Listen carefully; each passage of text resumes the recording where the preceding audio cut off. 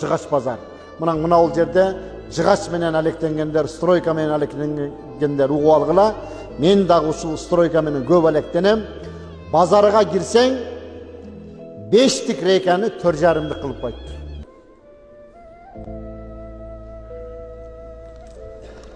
Заказ берген адам менен ошону тилип берген адам чогуу канча адам алган болсо ошонун акын кыямат күнү төлөйт. Бүгүн жыгач базарга кирсеңиз, айтылган размердеги рейканы таппайсыз. 3-түкпү?